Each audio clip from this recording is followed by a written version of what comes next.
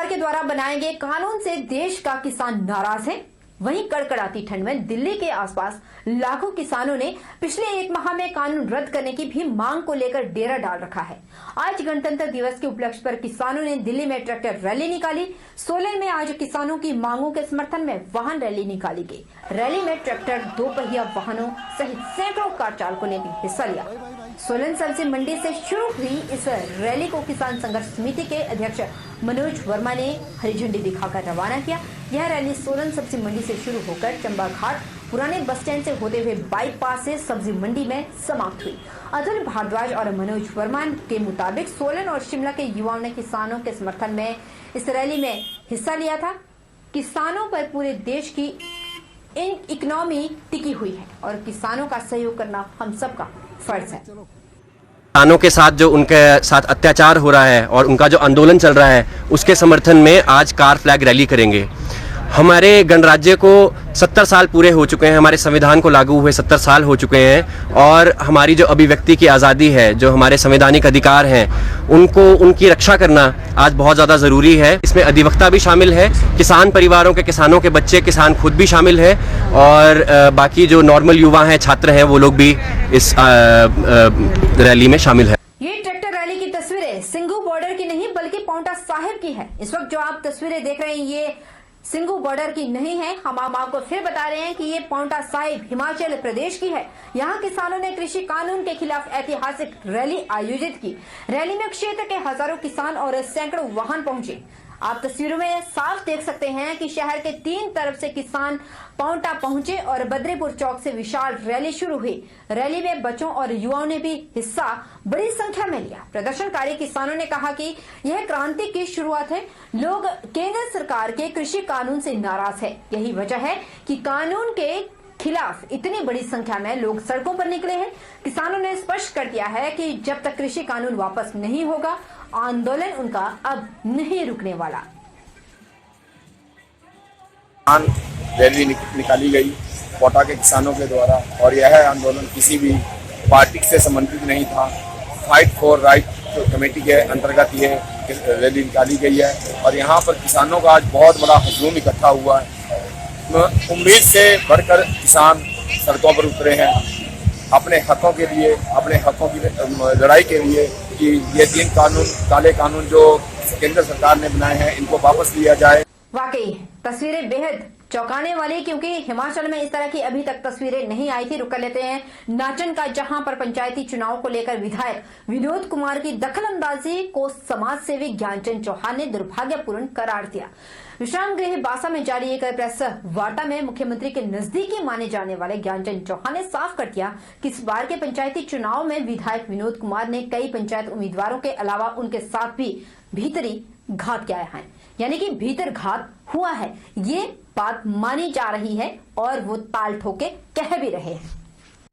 उन्होंने बताया कि बासा वार्ड 10 में जिला परिषद के चुनाव में उन्हें भारी जन समर्थन मिला है, जिसको लेकर वे आने वाले 2022 में विधानसभा चुनाव लड़ने के लिए पूरी तरह से तैयार हैं। उन्होंने कहा कि भाजपा का कार्यकर्ता होने के नाते वे पार्टी हाईकमान के पास अपने टिकट की दावेदारी पेश करने वाले हैं। भले ही उन्हें टिकट मिले या फिर न मिले, फिर भी वे जनता के बीच कूदने का मन बना चुके हैं। ज्ञानचंद ने विधायक पर सीधे आरोप लगाया है। नाचन की जनता विधायक की कार्यप्रणाली से कतई खुश नहीं है, जबकि प्रदेश के यशस्वी मुख्यमंत्री जयराम ठाकुर समूचे राज्य के चहुमुखी विकास को लेकर योजनाबद्ध तरीके से कार्य करने में जुटे हुए हैं। नाचन में सरकार की योजनाओं का सही तरीके से धरातल पर जनता को कोई लाभ नहीं मिल पा रहा है, जिससे खासकर नाचन में भाजपा को नुकसान पहुँच रहा है। विधायक जी ने बड़ी मदद की मेरे इलेक्शन में, मेरे चुनाव में विधायक जी का बहुत, जिसको कहूँगा कि उनका बहुत तीखे तौर पे उन्होंने हमले किए। और ये जो जिला परिषद बासा का चुनाव था, ये तो सीधा सीधा विधायक वर्सेस ज्ञानचंद था। उसमें आप देखो, अब विधायक जी ने रात दिन लगातार 24 दिन मेरे अगेंस्ट काम किया। ट्रकों के ट्रक पाइपों के उतारे गए। हमारे पास उन गाड़ियों की डिटेल्स भी है और कहाँ कहाँ पाइप्स गई है, कहाँ कहाँ नहीं। और पूरे क्षेत्र में जितने उनके समर्थित प्रधान और उप प्रधान थे, 4 पर्टिकुलर पंचायतों को छोड़ के 14 में से सारी जगह उनके प्रधान हार गए, उप प्रधान सारे हार गए। तो विधायक जी किस तरह की राजनीति की तरफ आगे अग्रसर हो रहे हैं, ये तो नाचन की जनता जाने। कि वो एक वार्ड पंच का भी कैंडिडेट डिक्लेयर करे कि ये मेरी पार्टी का कैंडिडेट। घुमारवी बस स्टैंड में नालियों की समस्या पिछले काफी सालों से लंबित पड़ी थी। नगर परिषद में तख्ता पलट जाने के बाद नवनियुक्त पार्षदों ने दुकानदारों की इस समस्या को जाना और नालियों के निर्माण कार्य को शुरू कर दिया। नगर परिषद की अध्यक्ष रीता सहगल के नेतृत्व में सभी नवनियुक्त पार्षदों सहित खुद मौके का निरीक्षण किया गया और कार्य को और गति प्रदान करने के आदेश भी दिए गए, जिसकी वजह से दुकानदारों को दुर्गंध से निजात मिल सके। दुकानदारों ने कहा कि इससे पहले इन नालियों की समस्या को लेकर नगर परिषद के अधिकारियों और चुनिंदा पार्षदों को अवगत करवाया गया था, पर उनकी अनदेखी के कारण समस्या का समाधान नहीं हो पाया था। नवनियुक्त पार्षदों को जब इस समस्या को लेकर बताया गया तो उन्होंने नालियों की सफाई करवाकर नालियों का कार्य शुरू करवा दिया, जिससे सभी दुकानदार और बस स्टैंड के आने वाले लोगों को दुर्गंध से निजात मिलेगी। अध्यक्ष रीता सहगल ने कहा कि लोगों को जहां भी कोई समस्या है उसका निदान करने के लिए सदैव तत्पर रहेंगे। बस स्टैंड की तरफ दुकान करने वाले दुकानदारों के द्वारा नालियों की समस्या को लेकर अवगत करवाया गया था, जिसका आज निरीक्षण किया गया और नालियों का कार्य शुरू करवा दिया गया, जिससे जो समस्या दुकानदारों को आ रही थी उसका निदान हो जाएगा।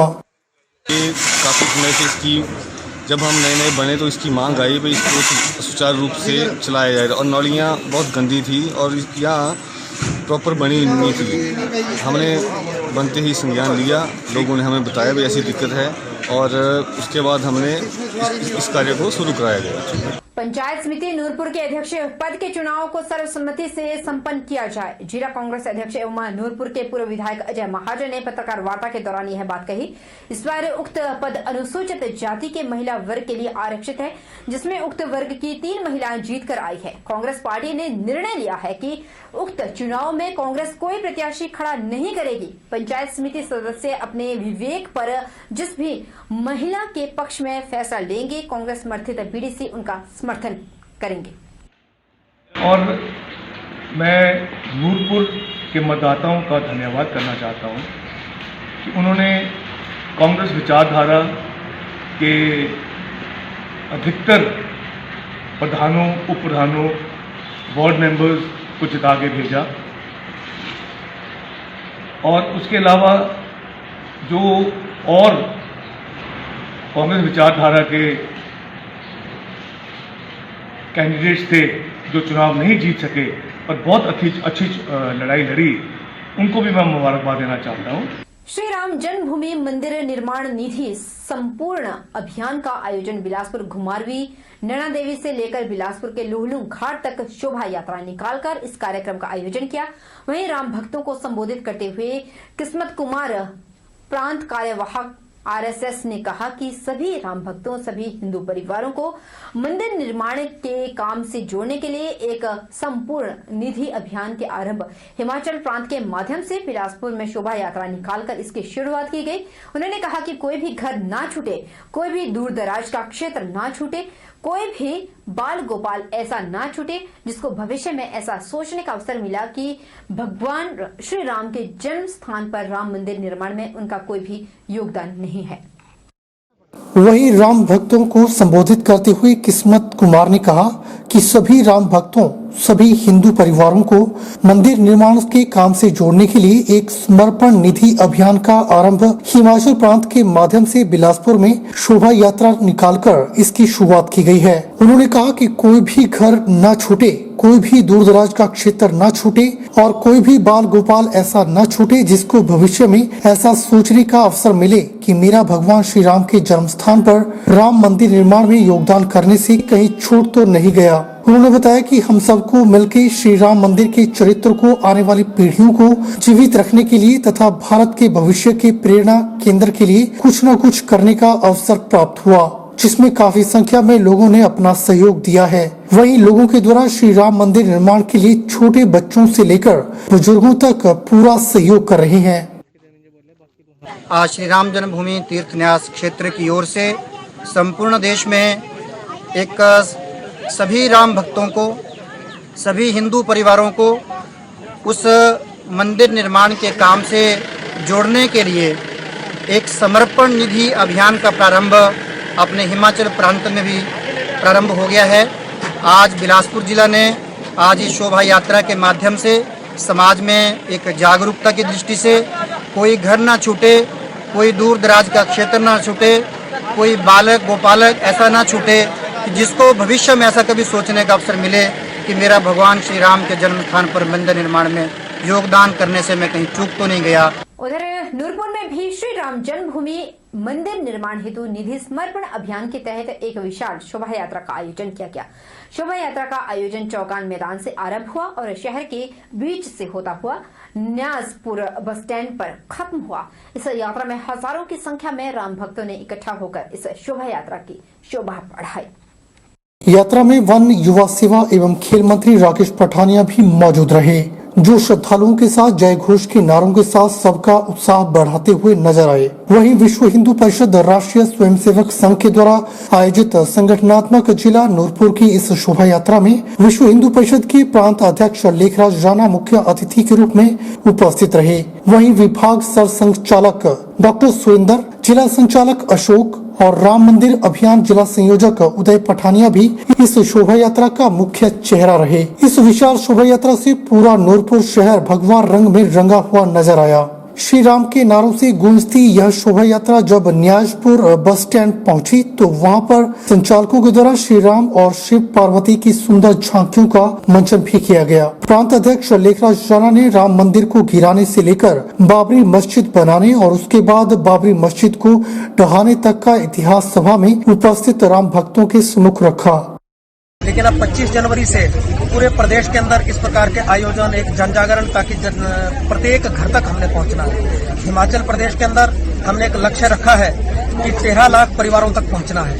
13 लाख परिवारों के लगभग 60 लाख हिंदू बंधुओं तक, माताओं बहनों तक हमने पहुंचना है और उनका कुछ न कुछ योगदान भगवान राम जी के मंदिर के लिए हो तो अयोध्या जी में पहुंचे। बहरहाल बुलेटिन में इतना ही, लेकिन आप HP 24/7 के साथ जुड़े रहने के लिए, आप हमारे और ताजा अपडेट के लिए आप हमारे HP News 24/7 पेज पर जाएं और लाइक करें, फॉलो करें और YouTube चैनल पर भी आप हमें अपडेट देते हुए देख सकते हैं और आप हमारे साथ जुड़ सकते हैं। बहरहाल बुलेटिन में इतना ही, लेकिन एक बार फिर से आप सबको HP 24/7 चैनल के पूरे परिवार की ओर से गणतंत्रता दिवस की ढेर सारी शुभकामनाएं।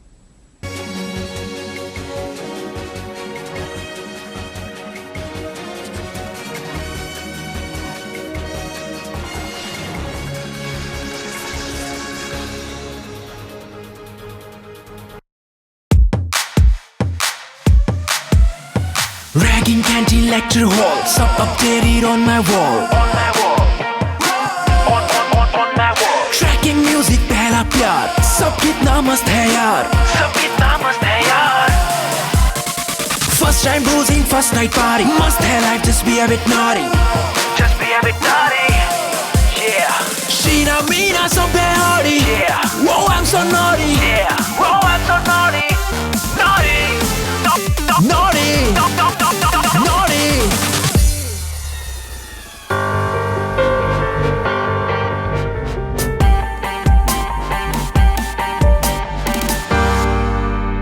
वो मुझे अपना स्टेटस पता करना है, HIV स्टेटस। अपना स्टेटस जानने के लिए करीब के सरकारी अस्पताल के जांच केंद्र में अपना HIV टेस्ट करवाइए। ये जांच और सलाह मुफ्त और गोपनीय है। Life may no fear when it's all clear.